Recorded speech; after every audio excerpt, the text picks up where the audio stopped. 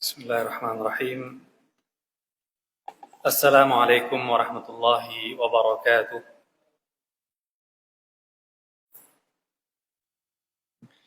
Alhamdulillah, wassalatu wassalamu ala Rasulillah wa ala alihi wa sahbihi wa mawalah. Wa la hawla wa la quwwata illa billah. Asyhadu an la ilaha illallah wahdahu la syarika lah wa asyhadu anna Muhammadan abduhu wa rasuluh. Amma ba'd. Jamaah Masjid At-Taqwa yang ulun cintai karena Allah, alhamdulillah di malam hari ini kita semua kembali dipertemukan oleh Allah Subhanahu wa taala di rumahnya yang mulia ini dalam satu pertemuan yang kita semua masih diberikan kesehatan oleh Allah Subhanahu wa taala, dan sebelum itu masih diberikan umur oleh Allah Azza wa Jalla, masih diberikan kelapangan, masih diberikan kesempatan untuk terus beribadah kepada Allah, yang untuk itulah kita semua diadakan oleh Allah Subhanahu wa taala di muka bumi ini. Maka jemaah dirahmati Allah Subhanahu wa taala, atas karunia yang Allah berikan kepada kita semua, kita bersyukur kepada Allah Subhanahu wa taala dan senantiasa kita berdoa semoga Allah jadikan kita semua orang-orang yang bersyukur kepadanya, karena syukur terhadap nikmat itu adalah yang dapat menjaga nikmat tersebut. Jemaah dirahmati Allah, dalam kesempatan malam hari ini insyaallah kita akan mengangkat tentang satu hal yang mungkin sering terjadi dalam keseharian kita semua, yaitu berkenaan dengan yang namanya sumpah. Ya, jemaah dirahmati Allah Subhanahu wa taala, yang namanya sumpah itu dalam bahasa Arab diartikan dengan kata yamin. Kata yang sama yang menunjukkan tangan sebelah kanan. Jadi dalam bahasa Arab itu yamin itu tangan sebelah kanan, artinya yamin. Sumpah pun dalam bahasa Arab juga terjemahannya adalah yamin. Kenapa di sini disebutkan sama? Karena disebutkan dahulu orang Arab itu kalau bersumpah mereka itu sambil memegang tangan kanan temannya. Jadi untuk menunjukkan betapa agungnya dan betapa seriusnya dia, maka ini pengertian sumpah secara bahasa. Adapun secara syariat berarti menegaskan sesuatu yang disumpahkan, ya, menegaskan sesuatu yang disumpahkan dengan menyebut nama Allah atau sifatnya. Jadi pengertian daripada sumpah. Kemudian berikutnya jemaah dirahmati Allah Subhanahu wa taala, kalau kita lihat ya, sumpah ini berdasarkan sah atau tidaknya. Tidak semua sumpah itu sah. Ada sumpah juga yang tidak sah. Maka dilihat dari sini bisa kita bagi menjadi 3. Yang pertama, jemaah dirahmati Allah Subhanahu wa taala, adalah yang disebut dalam istilah syariat sebagai laghul yamin atau sumpah yang main-main. Jadi orang mengucapkan kata-kata yang kata-kata itu bisa berarti sumpah, hanya saja dia mengucapkannya bukan untuk sumpah. Jadi sebagai contoh jemaah dirahmati Allah, orang Arab itu punya kebiasaan sering mengucapkan kata-kata wallah. Tapi tidak setiap kali mereka mengucapkan wallah itu kalau diartikan terjemahkan bahasa Indonesia artinya demi Allah. Tapi ketika mereka mengucapkan wallah itu tidak selalu berarti sumpah. Ya, mungkin kalau kita terjemahkan bahasa Banjar, bahasa Indonesianya beneran ya wallah. Bener kata kita jawab bener wallah. Jadi atau kalau bahasa Banjarnya Pak bujuran kah? bujur, ya. Tapi mereka memakai kata wallah. Maka ini yang pertama jamaah dirahmati Allah, jenis sumpah, atau mungkin kalau bahasa wallahu alam ya, mungkin jamaah yang lebih tahu, kalau ulun salah tolong dibenarkan. Mungkin di daerah Jakarta atau daerah Betawi mereka biasanya bilang sumpe lo, ya, sumpe atau sumpah. Walaupun kadang-kadang bisa jadi dia nggak bermaksud begitu gitu. Dia nggak bermaksud sumpah yang beneran.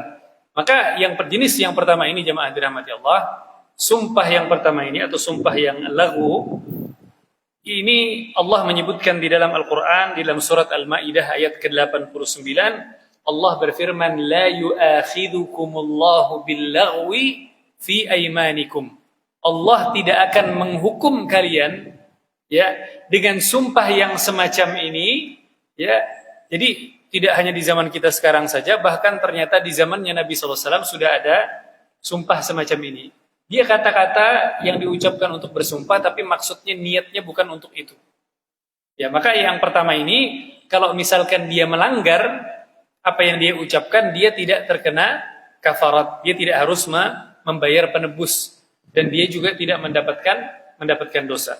Ya, dalilnya adalah firman Allah dalam surat Al-Maidah tadi ayat ke-89, la yu'akhidukumullahu bil-laghwi fi aymanikum. Allah tidak akan menghukum kalian dengan sumpah yang main-main ya dalam perkataan kalian. Jadi ini tidak dihukum. Ya, karena memang dia maksudnya ketika mengucapkan itu artinya apa ya? Terlalu sering kata-kata yang begitu saja meluncur dari mulutnya, seperti mungkin dalam bahasa Banjar kita sebutkan tadi bujuran, atau dalam bahasa Indonesia beneran. Ya, tapi mereka memakai ini yang pertama. Kemudian jamaah dirahmati Allah Subhanahu wa taala, maka sumpah yang pertama ini tidak ada kafaratnya, tidak harus bayar tebusan, tidak terkena hukuman, dan orang yang mengucapkannya tidak berdosa. Kemudian sumpah yang kedua jamaah dirahmati Allah, sumpah yang diikrarkan, yaitu sumpah yang diniatkan oleh pengucapnya. Jadi memang pada saat mengucapkan sumpah ini memang niat dalam hati, dan sesuai dengan hadis Nabi SAW, innamal a'malu binniyat. Sungguhnya amalan itu tergantung niatnya. Jadi kalau niatnya pada saat mengucapkan itu memang ingin bersumpah, maka jatuh hukum sumpah. Ya. Dan kemudian maka ini jamaah dirahmati Allah adalah sumpah yang disengaja dan diniatkan. Bila tidak dipenuhi, maka wajib membayar kafarat. Ya. Dan dalilnya adalah lanjutan dari ayat tadi, masih dalam surah Al-Maidah ayat ke-89, la yu'akhidukumullahu bil-laghwi fi aymanikum walakin yu'akhidukum bima aqadtumul aiman. Akan tetapi yang Allah hukum itu adalah yang kalian betul-betul niatkan sebagai sumpah kalian. Maka jenis yang kedua ini, kalau dia langgar dia wajib bayar kafarat. Kalau dia tidak bayar kafarat, dia terkena dosa. Dan jemaah dirahmati Allah, jenis yang kedua ini kalau orang Arab biasanya mereka punya narasi yang lain. Kalau mereka bilangnya biasanya uqsimu billahil azim atau qasaman billah. Kalau bahasa Indonesianya saya bersumpah dengan nama Allah, nah itu.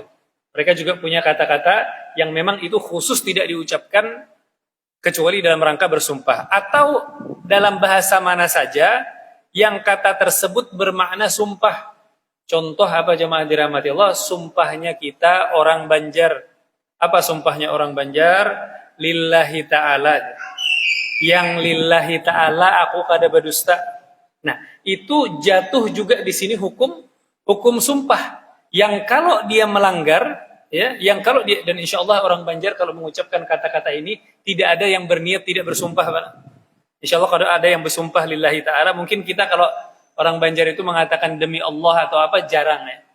Tapi di kita itu yang paling sering mungkin dan paling dianggap paling tegas, paling tinggi adalah lillahi ta'ala, dan selama di lafadz sumpah tersebut tidak ada yang melanggar syariat, ya, kata-kata lillahi ta'ala itu tidak ada pelanggaran syariatnya, maka jatuh di sini hukum sumpah. Maka kalau dia melanggar, maka dia wajib bayar kafarat. Nanti setelah ini kita akan jelaskan apa kafaratnya.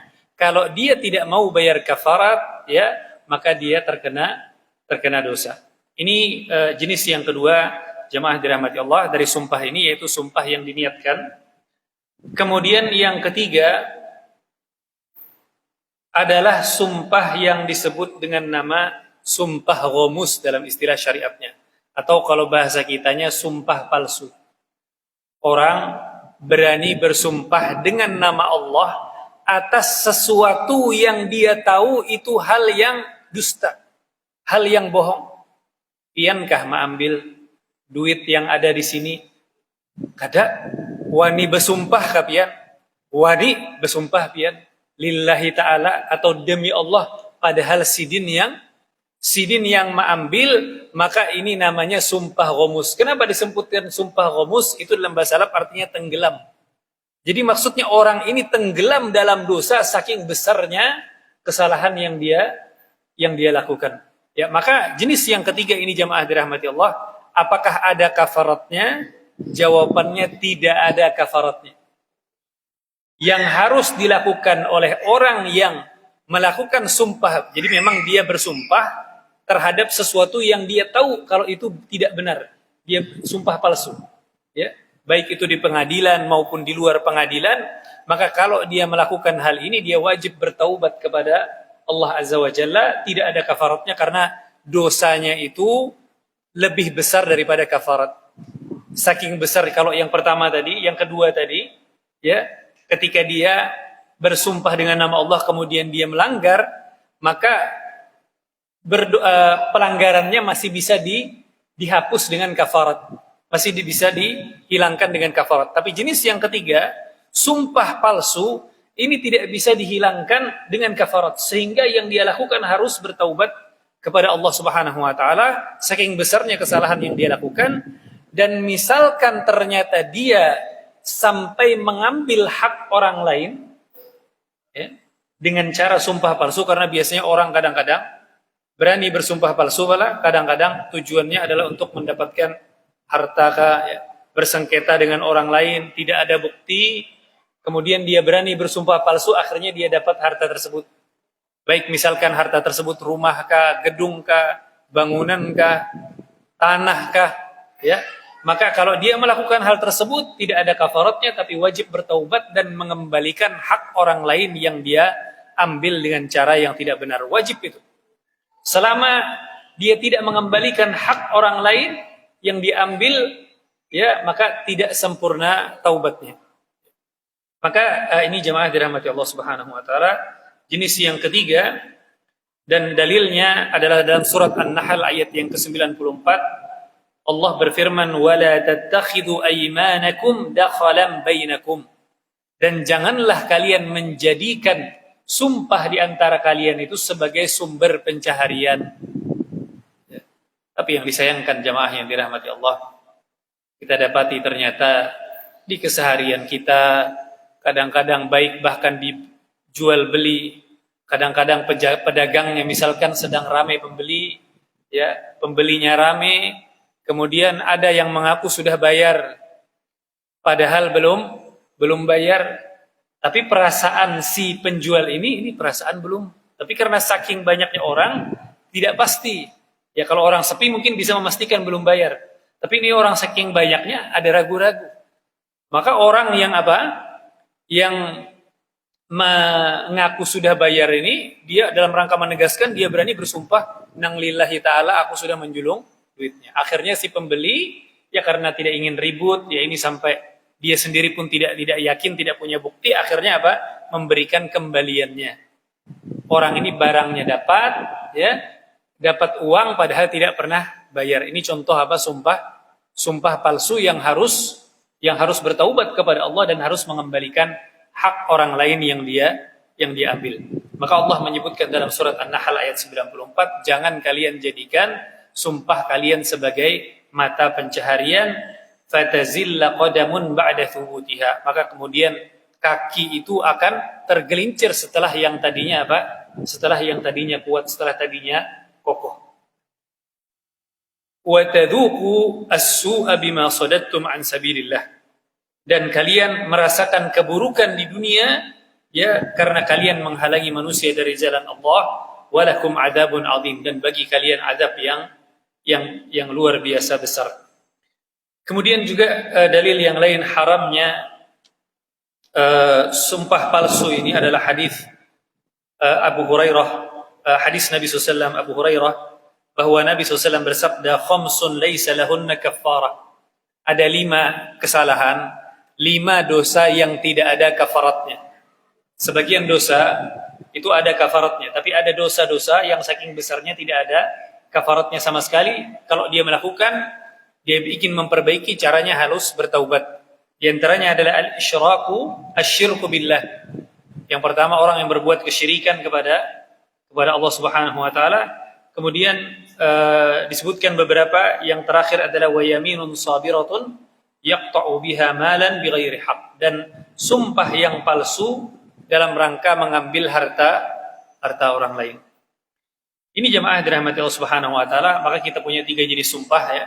Satu, sumpah yang pertama tadi adalah sumpah yang semacam main-main, tidak diniatkan bersumpah. Maka sumpah semacam ini kalau dilanggar tidak wajib bayar kafarat dan tidak berdosa. Sumpah yang kedua yang memang diniatkan, kalau dia melanggar dia harus bayar kafarat, kalau tidak dia berdosa. Sumpah yang ketiga, sumpah palsu, ketika dia berani bersumpah atas nama Allah terhadap sesuatu yang sudah pasti itu tidak benar, bohong, maka ini tidak ada kafaratnya. Saking besar dosanya, yang harus dilakukan adalah bertaubat dan mengembalikan hak orang lain yang dia ambil. Ini 3 jenis sumpah jemaah dirahmati Allah. Kemudian sekarang kita akan jelaskan apa itu kafarat atau tebusan, penebus. Tadi sempat menyebutkan. Maka jemaah dirahmati Allah Subhanahu wa taala, memang pada asalnya dalam Islam itu seseorang itu tidak dianjurkan untuk banyak-banyak bersumpah walaupun dia benar. Walaupun dia benar, tidak dianjurkan untuk banyak-banyak bersumpah. Bahkan Allah menyebutkan dalam Al-Quran, wahfadhu aymanakum, dan jagalah sumpah-sumpah kalian. Karena kalau sesuatu itu jemaah terlalu sering setiap hari keluar dari mulut, ya akhirnya lama-lama tidak ada bekasnya lagi. Sehingga sumpah itu sudah menjadi hal yang biasa, tidak ada rasa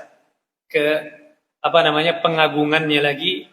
Maka itu pada asalnya kita dilarang untuk terlalu sering. Bahkan dulu para ulama di masa lalu mereka memukul anak-anak kecil mereka kalau berani bersumpah. Jadi anak kecil kalau sering berani bersumpah itu sampai dipukul walaupun dia benar. Ini untuk menunjukkan kepada mereka bahwa ini bukan hal yang remeh, bukan hal yang biasa. Tidak bersumpah kecuali memang pada hal yang sangat urgen atau penting sekali. Maka di dalam Islam seringkali hukum itu ada beda antara sebelum dengan sesudah kejadian. Kalau sebelum kejadian, ya jangan terlalu sering bersumpah. Tapi kalau sudah kejadian, ya, kemudian dia bersumpah ternyata dia melanggar, maka ada yang namanya kafarah. Dan Allah Subhanahu wa taala menyebutkan dalam surat At-Tahrim ayat yang kedua, qad faradallahu lakum tahillata aymanikum. Allah telah mensyariatkan bagi kalian cara untuk menghalalkan sumpah. Orang yang bersumpah misalkan, insyaallah tahun depan ulun akan menjual rumah misalkan. Tahun depan atau hari raya depan ulun akan tulak kemana misalkan. Belum sampai tahun depan dia ingin merubah sumpahnya. Ya. Maka di sini ada hadis Nabi sallallahu alaihi wasallam. Kata Nabi SAW, man halafa ala yamin, barang siapa yang bersumpah terhadap sesuatu, fara'a ghairaha khairan minha, maka kemudian dia melihat ada hal lain yang lebih baik daripada sumpahnya tersebut, daripada yang dia sumpahkan, dia ingin merubah di sini, falyatiha, maka kata Nabi SAW, hendaklah dia meninggalkannya, wal yukaffir an yaminihi, dan membayar kafarat daripada sumpahnya. Maka jemaah dirahmati Allah Subhanahu wa taala, maka sumpah ini, kafarat ini wajib bagi yang bersumpah dan tidak bisa mengerjakannya. Kafarat sumpah jemaah dirahmati Allah ini Allah sebutkan dalam surat Al-Maidah ayat 89. Ya, di dalam lanjutan ayat tadi, fakaffaratuhu it'amu 'asharati masakina min awsati ma tut'imuna ahlikum. Yang pertama urutannya, orang yang melanggar sumpah, kafaratnya apa? Dia memberi makan 10 orang fakir miskin. Berapa? Masing-masing dari fakir miskin diberikan jatahnya setengah sok. Setengah sok itu hari ini kurang lebih 1,25 sampai 1,5 kilogram bahan makanan pokok. Jadi itu seperorangnya diberikan kepada 10 orang fakir miskin. Ini kafarah yang pertama bagi orang yang ingin orang yang melanggar sumpahnya, atau misalkan mau dalam bentuk lain ya, selain memberikan bahan makanan ya, kalau di tempat kita bahan makanannya beras dan berasnya adalah tengah-tengah yang kita makan. Karena biasanya ada 3 jenis, ada yang nyaman banar tuh sekali-sekali mungkin kita makan. Ada yang paling rancak ya, kesehariannya yang sedang, ada yang mungkin ya kalau kepepet daripada kada makan ya sudah itu aja. Maka yang diambil nih yang mana dari 3 ini, diambil yang tengah. Yang paling sering kita makan. Masing-masing 1, digenapkan saja supaya tidak ragu-ragu, 1,5 kilo per orang dikali 10, jadi sekitar 15 kilo beras. Ya. Atau kalau misalkan mau dalam bentuk lain, boleh dalam bentuk pakaian. Pakaiannya bagaimana? Pakaiannya yang penting bisa dipakai untuk sholat. Bisa dipakai orang lain untuk sholat. Jadi tidak ada patokan, misalkan pakaiannya harus merek apa, harus bahan apa, yang harga berapa, nggak ada. Syariat, jangan kita sampai jadi seperti apa? Bani Israel nanti. Disuruh sembelih sapi, ya sudah. Seandainya mereka menyembelih sapi dari awal selesai, Allah cukup. Tapi ternyata mereka, Bani Israel ketika disuruh sembelih sapi, nanya lagi sapinya bagaimana. Ya, dikasih tahu warnanya, wah ini. Maka berkaitan dengan pakaian ini, para ulama memberikan penjelasan pakaian yang bisa dipakai orang lain untuk apa? Untuk sholat. Ya, artinya yang bisa menutup aurat. Ya, bagi laki-laki dan juga bagi perempuan. Tapi mungkin biasanya pakaian ibu-ibu agak lebih mahal. Kalau pakaian bapak-bapak mungkin baju kaos kan cukup sudah. Ya. Kalau ibu-ibu mungkin pakaiannya agak mahal karena apa? Panjang untuk bisa dipakai sholat. Maka ini yang pertama, Bapak Ibu sekalian yang dirahmati Allah, kafarat orang yang tidak membayar sumpah, memberi makan ya, fakir miskin 10 orang, 1,5 kilo, atau memberikan baju kepada 10 orang, ya, atau jika tidak mampu, dia memerdekakan budak. Tapi di zaman kita sekarang sudah tidak ada lagi apa? Sudah tidak ada lagi perbudakan. Maka kalau tidak mampu beralih kepada opsi terakhir apa? Opsi terakhirnya tadi dia juga duit. Ya, untuk beli 15 kilo beras atau 15 baju, ya, lebih murah harga beras atau harga baju? Lebih murah harga beras ya. Baju rasanya kan di Danang 15 ribuan sebuting. Ya. 35 ribu itu atau 50 ribu mungkin. Ya. Maka kalau tidak mampu juga, maka kafarahnya adalah berpuasa sebanyak 3 hari.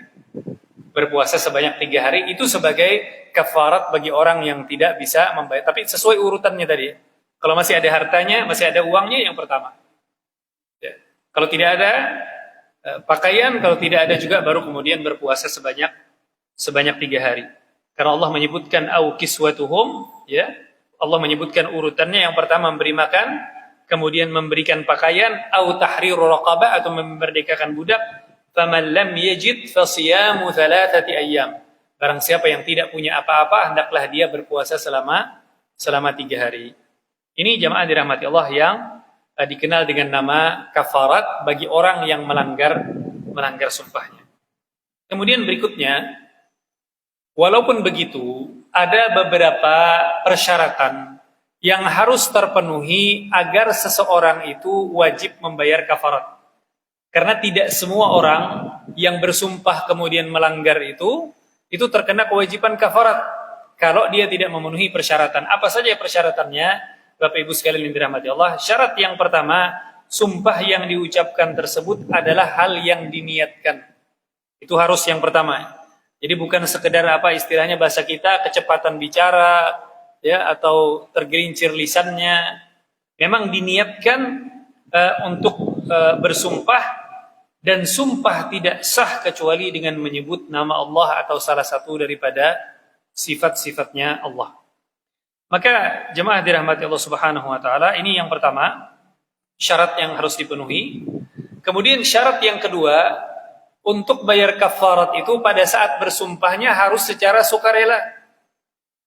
Adapun kalau saat bersumpahnya dia dipaksa oleh orang lain, kemudian dia melanggar sumpah yang dia ucapkan pada saat keadaan dipaksa orang, ya maka dia tidak terkena kewajiban kafarat. Ya. Karena Nabi SAW mengatakan, rufi'a an ummati al-khata' wan nisyan wa mastukrihu alaihi. Diangkat dari umatku itu kekhilafan mereka, kesalahan mereka, hal yang mereka lupakan dan apa-apa yang mereka dipaksa. Jadi kalau bersumpahnya ini dipaksa, bersumpah kadai kamu. Sebagai contoh ya, dipaksa, ayo kamu bersumpah. Padahal dia tidak ingin bersumpah. Ya, akhirnya dia bersumpah, kemudian dia langgar sumpahnya itu, misalkan sebagai contoh, ya untuk melakukan hal-hal yang tidak dia sukai misalkan. Maka yang kedua ini Bapak Ibu sekalian dirahmati Allah, tidak harus bayar kafarat. Tapi harus dilakukan secara sukarela, itu yang harus bayar kafarat. Kemudian yang ketiga, dia harus melanggar sumpahnya. Bagaimana cara melanggar sumpahnya? Kalau dia sumpahnya untuk mengerjakan, dia harus meninggalkan. Kalau dia sumpahnya untuk meninggalkan, maka dia mengerjakan. Itu baru dianggap sebagai bentuk pelanggaran. Nah, kemudian berikutnya jemaah dirahmati Allah Subhanahu wa taala, ini tadi 3 syarat yang harus terpenuhi untuk membayar kafarat. Kemudian berikutnya jemaah dirahmati Allah Subhanahu wa taala, pada asalnya orang yang bersumpah ini harus memegang sumpahnya. Tapi kadang-kadang ada kondisi-kondisi atau keadaan-keadaan tertentu yang membuat kita ya harus melanggar atau membatalkan daripada sumpah kita. Maka di antara pembatalan sumpah ini Bapak Ibu sekalian yang dirahmati Allah, yang pertama ada pembatalan sumpah yang hukumnya wajib. Pian bersumpah dalam jenis yang pertama ini, maka pian wajib untuk membatalkan sumpah tersebut. Ya pakai sahnya tuh Pak. Ya. Ini kapan? Kalau ternyata yang kita sumpah itu adalah sesuatu yang diharamkan oleh Allah. Contoh sumpah akan memutus silaturahim. Ulun lawandang sanak tu seumuran sampai mati aku pada hadapan menagur. Maka ini jenis sumpah memutus silaturahmi, hukumnya wajib untuk wajib untuk dibatalkan Bapak Ibu sekalian. Ya. Bahkan jamaah sekalian yang dirahmati Allah Subhanahu wa taala, kita masih ingat bagaimana ceritanya Abu Bakar Siddiq radhiyallahu anhu. Ya, pada saat putri beliau yang tercinta, istrinya Nabi SAW, Aisyah radhiyallahu anha, difitnah oleh orang-orang munafik berbuat perbuatan yang buruk. Ya, difitnah berselingkuh dengan sahabat Nabi yang soleh. Yang memfitnah siapa? Orang munafik. Ternyata di antara yang ikut andil menyebarkan fitnah ini ada satu orang masih keluarganya Abu Bakar. Masih sepupu sekali lawan Sidin, anak daripada bibi Sidin, dari Acil Sidin, Mamarina Sidin. Yang sepupu ini, sepupu dari Abu Bakar ini, namanya Mistah bin Utsatha. Ini sebelum kejadian itu rutin dibantu oleh Abu Bakar Siddiq. Kenapa? Karena beliau ini orangnya miskin. Orangnya miskin, keluarga pulang, maka Abu Bakar rutin membantu. Ternyata ketika terjadi fitnah yang tersebar, Allah takdirkan sepupu Sidin ini ikut andil menyebarkan. Bayangkan bagaimana marah dan murkanya Abu Bakar. Jangankan Abu Bakar, kita pun. Maka Abu Bakar Siddiq radhiyallahu anhu, bayangkan bagaimana sakit hatinya beliau. Ini istilahnya, biar kada keluarga pun, ya kalau dibantu paling kada, ini abahnya baik lawan kita, membantu kita. Orang lain mungkin percaya yang buruk, kita jangan percaya. Atau kalaupun bukan tidak dibantu, ini kan keluarga.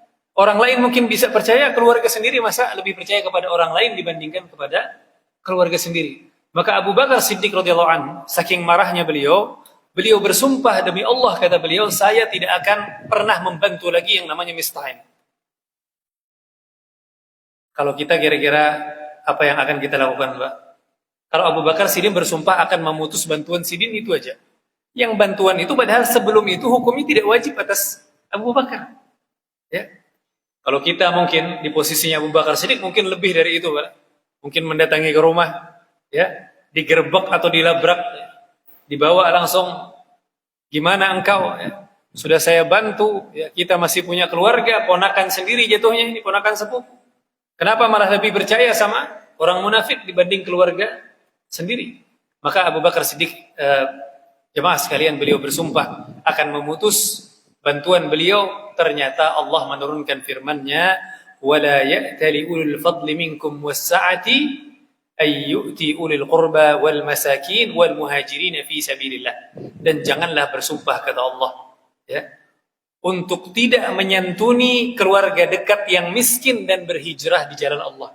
Ternyata keluarga dekat, miskin, berhijrah di jalan Allah, tiga-tiganya ada pada diri sepupunya Abu Bakar. Karena beliau keluarganya Abu Bakar, beliau miskin, dan beliau hijrah aslinya dari Mekah, kemudian hijrah di Madinah. Kejadiannya di Madinah. Kemudian Allah mengatakan, wal ya'fu wal yasfahu. Hendaklah mereka memaafkan, hendaklah mereka memberikan pengampunan. Ala tuhibbuna ay yaghfirallahu lakum. Tidakkah kalian suka kalau Allah mengampuni kalian? Maka Abu Bakar mendengarkan ayat ini, bala, ya Allah, kami ingin agar engkau mengampuni kami. Maka kemudian Abu Bakar Siddiq radhiyallahu anhu, sebagai ganti atas sumpah beliau yang sebelumnya, beliau bersumpah lagi, demi Allah, selamanya saya tidak akan pernah memutus bantuan saya untuk sepupunya tadi. Subhanallah. Padahal masalahnya belum selesai. Padahal si sepupu beliau belum lagi datang kepada beliau minta maafkah atau minta ampunkah? Belum. Tapi kenapa bisa begini kita lihat Abu Bakar Siddiq? Karena yang beliau lihat adalah ampunan Allah Azza wa Jalla. Ya, jadi maka ini jemaah dirahmati Allah, kadang-kadang yang bisa membantu kita, menguatkan kita agar bisa memberikan maaf kepada orang lain. Jangan fokus kepada kesalahan orang tersebut kepada kita, tapi fokus kepada kesalahan kita kepada Allah. Sebesar apapun kesalahan orang lain kepada kita, masih lebih besar salah kita kepada Allah. Sebesar-besar dosa orang lain kepada kita, masih lebih besar dosa kita kepada Allah Azza wa Jalla. Dan semua dari kita tentu ingin dapat ampunan daripada Allah. Maka Allah jadikan caranya, kalau ingin mendapatkan ampunan dariku, memberikan maaf kepada hamba-hambaku. Apalagi orang-orang yang memang tulus minta maaf, menyadari kesalahannya, menyesali, ingin bertaubat. Maka orang semacam inilah yang paling layak untuk mendapatkan maaf daripada kita. Maka ini pertama, jamaah dirahmati Allah, di antara jenis sumpah ini, yang pertama adalah sumpah yang wajib untuk dibatalkan ketika itu adalah hal yang sumpah atas sesuatu yang dilarang di dalam agama. Kemudian yang kedua, ada membatalkan sumpah yang hukumnya haram. Membatalkan sumpah yang hukumnya haram. Kapan itu? Kalau sumpahnya itu adalah terhadap sesuatu yang wajib.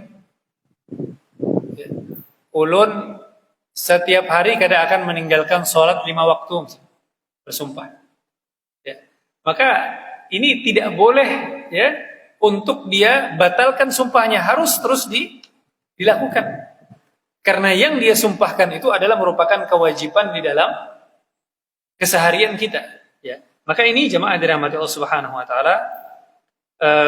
Yang kedua, sumpah yang haram untuk dibatalkan. Kemudian yang ketiga, ada pembatalan sumpah yang hukumnya mubah atau boleh. Padahal apa ini? Padahal yang lain-lain.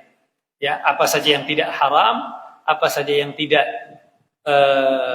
wajib, maka hukumnya boleh untuk membatalkan sumpah tersebut. Kemudian berikutnya jemaah dirahmati Allah, ulun akan sebutkan di sini apa saja beberapa bentuk sumpah yang boleh dan yang tidak boleh.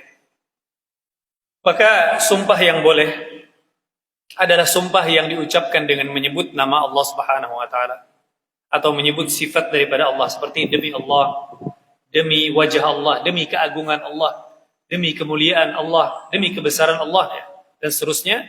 Dalilnya adalah hadis Ibnu Umar radhiyallahu anhu, anna Rasulullah sallallahu alaihi wasallam adraka Umar bin Khattab wa huwa yasiru fi rakbin.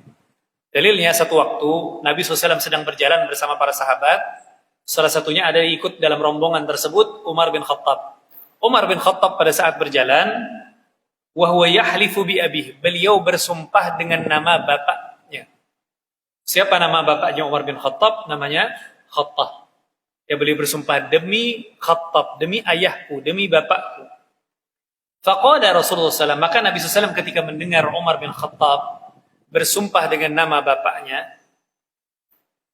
Ala innallaha yanhaakum an tahlifu bi abaikum. Nabi SAW mengatakan, ketahuilah sesungguhnya Allah melarang kalian untuk bersumpah dengan bapak-bapak kalian. Ya, karena sumpah itu Bapak Ibu sekalian dirahmati Allah biasanya terhadap sesuatu yang diagungkan. Sumpah itu terhadap sesuatu yang kita agungkan. Ya, maka di masa jahiliyah mereka mengagungkan orang tua mereka, ya, sampai dibawa sumpah. Tapi kemudian dilarang oleh Nabi SAW. Jangan kalian bersumpah dengan bapak kalian. Man kana halifan falyahlif billah aw liyasmut. Kata Nabi SAW, barang siapa yang hendak bersumpah, hendaklah dia bersumpah dengan nama Allah, atau jika tidak, hendaklah dia diam. Ya, maka di sini Nabi SAW mengajarkan kepada kita bahwa sumpah itu termasuk salah satu bentuk ibadah. Kenapa? Karena di situ ada pengagungan terhadap yang disebut dalam sumpah, dan ibadah tidak boleh diberikan kepada selain Allah. Maka bersumpah pun tidak boleh dengan nama selain Allah. Kata Nabi SAW, barang siapa yang bersumpah, hendaklah bersumpah dengan nama Allah. Bahkan Bapak Ibu sekalian dirahmati Allah, bersumpah dengan Ka'bah pun tidak boleh. Wal Ka'bah, demi Ka'bah. Tapi yang boleh apa? Wa Rabbil Ka'bah, demi Tuhannya Ka'bah. Makanya dahulu ketika terjadi pembicaraan antara Nabi SAW dengan istri beliau Aisyah, kata Nabi SAW kepada Aisyah, saya tahu kamu itu kapan lagi marah, kapan lagi senang. Kata Aisyah, taunya dari mana? Kata Nabi SAW, taunya dari sumpah. Aisyah kalau lagi senang akan bersumpah wa Rabbi Muhammad, demi Tuhannya Muhammad, ya, demi Allah maksudnya. Tapi kalau lagi marah bersumpahnya wa Rabbil Ka'bah, demi Tuhannya Ka'bah. Kalau lagi marah makanya tidak menyebut nama Nabi. Tapi tetap bahkan di sini kita lihat bagaimana bahkan Ibunda Aisyah sendiri bersumpah dengan nama Tuhannya Nabi Muhammad SAW. Bahkan bukan dengan nama Nabi Muhammad SAW. Betul, memang Nabi Muhammad SAW adalah yang seharus kita baca, terus kita perbanyak dalam salawat kita, yang kita baca dalam syahadat kita. Ya. Tapi dalam hal sumpah, Nabi SAW sendiri yang mengatakan kepada kita, yang hendak bersumpah, hendaklah bersumpah dengan nama Allah, atau jika tidak, hendaklah dia diam. Maka bersumpah dengan nama malaikat sekalipun juga tidak boleh. Pertanyaannya, kalau bersumpah dengan Quran, maka kita sebutkan di awal tadi, bersumpah itu boleh dengan nama dan sifatnya Allah. Dan Al-Quran itu kalamnya Allah, firmannya Allah. Firman Allah itu adalah sifatnya Allah. Maka boleh bersumpah dengan Al-Quran. Ya. Maka ini Bapak Ibu sekalian yang dirahmati Allah. Maka dari sini ya, tidak boleh juga bersumpah demi cintaku padamu. Ya. Walaupun mungkin, bahkan kalau ada salah ada lagunya, Pak. Ya. Maka hati-hati tuh membaca lagunya tuh, ya, tanpa sadar, ya, kita yang sudah tahu ini punya kewajiban, punya tanggung jawab untuk tidak lagi mengerjakan dan mengingatkan kepada orang-orang yang masih melakukan hal tersebut. Ya. Demi cintaku padamu, demi apa saja itu kalau selain Allah. Ini yang pertama, sumpah yang dibolehkan Bapak Ibu sekalian dirahmati Allah. Kemudian berikutnya yang kedua, sumpah yang terlarang, sumpah yang tidak diperbolehkan. Di antara sumpah yang terlarang yang pertama yang kita sebutkan tadi adalah sumpah dengan selain Allah, apa saja itu.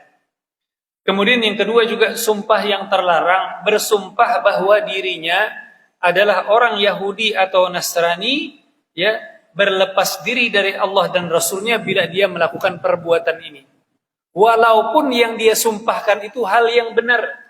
Nah, ini mungkin hati-hati kadang-kadang di masyarakat, ya, aku bersumpah wani mati kafir mun aku berdusta.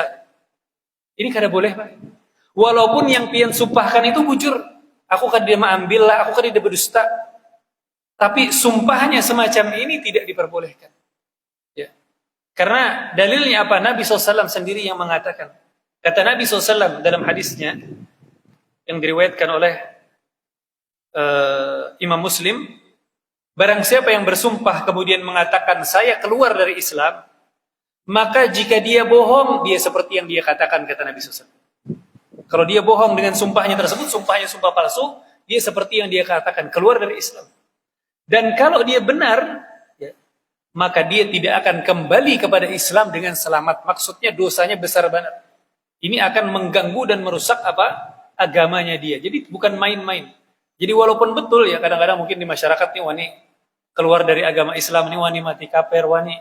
Ini diantara jenis sumpah yang terlarang di dalam agama kita. Jika ingin bersumpah, bersumpah dengan nama Allah. Ya. Maka ini yang kedua, Bapak Ibu sekalian yang dirahmati, yang tersumpah yang terlarang. Kemudian yang ketiga adalah yang kita sebutkan tadi, bersumpah dengan nama orang tua. Orang tua itu yang bagus itu bukan disebut dalam sumpah, tapi disebut dalam doa. Dimintakan ampunan, diberikan bakti kepadanya, dibuat tertawa, dibuat tersenyum, dibuat bahagia, itu yang kita lakukan. Ya, bukan kemudian bersumpah atas nama orang tua. Karena yang melarang lain ulun, tapi yang melarang adalah Nabi SAW sendiri ketika mendengar Umar bin Khattab bersumpah atas nama bapaknya. Ya. Maka ini jemaah dirahmati Allah Subhanahu wa taala di antara jenis sumpah yang terlarang. Dan kemudian juga di antara sumpah yang selama ini kadang-kadang atau bahkan dari dulu sering kita dengar, kita mungkin pernah mendengar palah yang namanya sumpah pocong ya. Walaupun ulun kada pernah mendapati lagi sampai sekarang ada pocong yang bersumpah ya.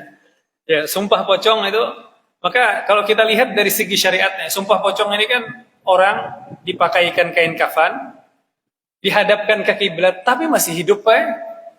Seandainya orang yang sudah meninggal, ya maka itu bagus. Ya. Tapi kalau ini orangnya masih hidup, ya maka yang pertama, Bapak Ibu sekalian yang dirahmati Allah, berkenaan dengan sumpah pocong ini, ya. Yang pertama dikhawatirkan di situ ada kesyirikan.